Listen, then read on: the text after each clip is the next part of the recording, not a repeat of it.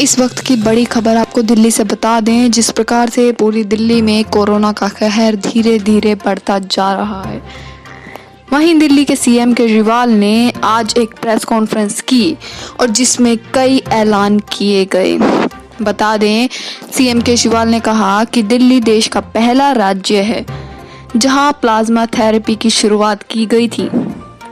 2.5 महीने पहले दिल्ली में 29 मरीजों के ऊपर ट्रायल हुआ था और इसके उत्साहवर्धक नतीजे देखे गए थे। उन्होंने कहा, कोरोना के कारण 2 समस्याएं होती हैं। पहली, मरीज का ऑक्सीजन लेवल गिर जाता है। दूसरी, रेस्पिरेशन का लेवल बहुत बढ़ जाता है। 29 मरीजों को हमने प्लाज्मा दिया जिसके अच्छे नतीजे आए। हमने रिपोर्ट को केंद्र सरकार को सौंपा और उसके आधार पर केंद्र सरकार ने दिल्ली सरकार और प्राइवेट अस्पतालों में प्लाज्मा थेरेपी की इजाजत दी। अरविंद केजरीवाल ने कहा, प्लाज्मा केवल वही लोग दे सकते हैं जो कोरोना ग्रस्त हुए और अब ठीक हो गए हैं। इस समय लोग प्लाज्मा लेने के लिए दर दर की ठोकरें खा रहे हैं। दिल्ली सरकार ने तय किया है कि हम दिल्ली में प्लाज्मा बैंक बनाएंगे। यह पूरे देश में शायद पहला प्लाज्मा बैंक होगा।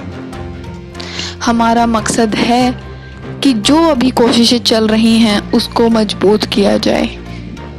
पिछले 2-3 दिन में इसकी औपचारिकताएं पूरी कर ली गई हैं। इस प्लाज्मा बैंक से सभी को प्लाज्मा मिलेगा, चाहे वह सरकारी अस्पताल में हो या प्राइवेट अस्पताल में। यह प्लाज्मा बैंक ILBS हॉस्पिटल में बनाया जाएगा। प्लाज्मा के लिए डॉक्टर की सिफारिश जरूरी होगी। सीएम केजरीवाल ने कहा कि डॉक्टर ILBS अस्पताल को अप्रोच करेंगे और अस्पताल उनको प्लाज्मा दे देगा। जो लोग ठीक हो गए हैं उनको सामने आकर प्लाज्मा डोनेट करना होगा। यह बेहद जरूरी है। लोग अभी भी डोनेट कर रहे हैं, लेकिन कोई व्यवस्था इसके लिए नहीं थी, तो अब व्यवस्था भी बना दी गई है। जो लोग भी कोरोना से ठीक हुए हैं उनसे प्रार्थना है कि आप प्लाज्मा डोनेट करें। यही भगवान की भक्ति है। लोकनायक अस्पताल में पिछले दिनों 35 लोगों को प्लाज्मा दिया गया और जिससे 34 मरीजों की जान बचाई गई थी।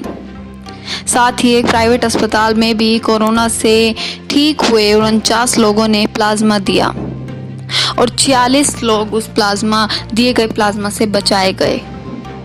अगले कुछ दिनों में हम लोग नंबर जारी कर देंगे। जो लोग भी प्लाज्मा डोनेट करना चाहते हैं वे उस पर फ़ोन करके संपर्क करें, सारा इंतजाम हो जाएगा।